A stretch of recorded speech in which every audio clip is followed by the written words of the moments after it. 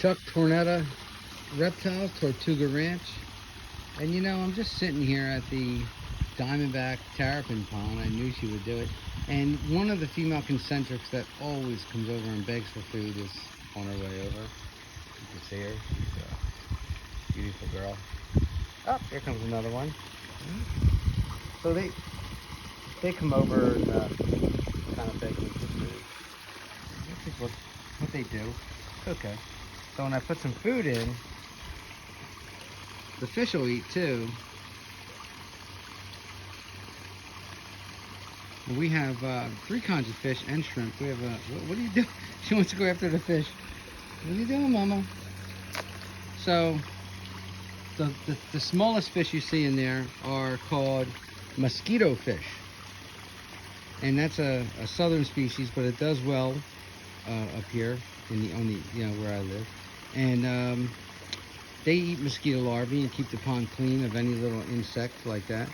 And then the second fish, I call them saltwater minnows. There you go, Mama. There's one of my girls. There should be a bunch of them come up to eat.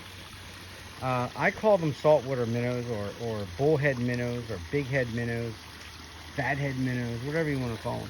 They're kind of big. They're saltwater fish. And I have converted them to fresh water. And the way I did it was I just threw them in. There was no, oh, let me acclimate them slow, let me do this, let me do that, because my Diamondback Terrapins live in fresh water. So how do I avoid them ulcers and sores and all? Well, I found a trick not too long ago, actually, because that's something that used to plague me. I used to have some animals that would get a little white sore on their foot here and there or something, and I would have to add salt in the water, and then, you know, that would take care of it. I don't use salt in the water. My animals are raised up in fresh water, and I don't know why they do that. So you could raise a terrapin in fresh water, a Diamondback Terrapin in fresh water, and then sooner or later, at some point, it starts to get, like, you know, a sore or two, like a white kind of cottony fungus on its feet or on its toe or maybe on the side of its face. And then the cure to that is to put a little salt in the water, even if they were raised in a freshwater tank. So somebody had told me to heavily plant the pond. So not only is the pond heavily planted itself, but all the water goes into this 8-foot round, I guess, holding tank, and then it pours out there. So that is full of cattail plants. I hope I don't step on a baby. A lot of baby terrapins in here that I probably haven't seen. And it goes, the water just goes from the pond into there and then back into the pond again. So it gets cycled through all the roots of the plants. And that's what I do now for every one of my ponds, because I really like what it did for this one. And so if you use a lot of plants, I hear, it does something, and you don't get the fungus or the white patches. Of course, you know, it has to be an animal that was raised in freshwater in captivity anyway.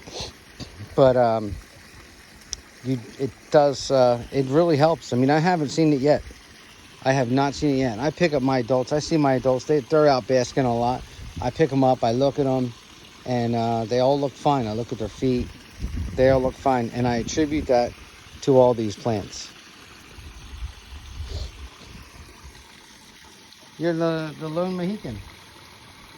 I have a bunch of them in here, and it looks like only one of them wants to come eat. Even the one that came around, I guess I'm a little early. I normally feed them around 6:30 or 7 when the sun starts going down. Everybody's different. You know, people feed in the morning, people feed in the early evening. But, and then, and then so we have sunfish in here as well. So we keep and breed a colony of sunfish. So there's sunfish, bullhead minnows, and mosquito fish, and flies that won't leave me alone. And there's ghost shrimp in here, or grass shrimp. If you go to the pet store and buy them, they're called ghost shrimp. If you go down to the bay and swoop them up with your net, they're called grass shrimp. But they're the same thing. Oh, there's another one. They're the same thing. They acclimate to fresh water. Oh, and like I was saying, I just throw the minnows in here, the saltwater minnows in here, and some of them will die. You know, not all of them make it. Maybe you know, one third of all of them will just die, but 2/3 will live and will keep on going. So I've been looking around in here for babies, but they love hiding in this tall grass. And actually, some of them just like to overwinter in the nest. But I've seen quite a few nests that have been hatched. There's one. They hatch and they come out. I messed that up with my hands. They lay their eggs on these 2 piles of dirt. And then the babies come out. But this is the diamondback terrapin pond. And it does well for me. Surprisingly, I'll see babies in here in April. And it happens all the time. I mean, it happened at my other house where I had them too. And then, you know, when I moved here, it happens here. I'll see the babies in April. And just, well, you know, what the hell? But then I found out that a lot of them overwinter in the nest chambers. And I ground hatch everything. So half of everything I ground hatch is overwintering as far as diamondback terrapins, because I'll have them again in April. You know, they'll be walking around. And I'll see them after it rains, and they'll just be walking along the wood. Well, just wanted to make a video.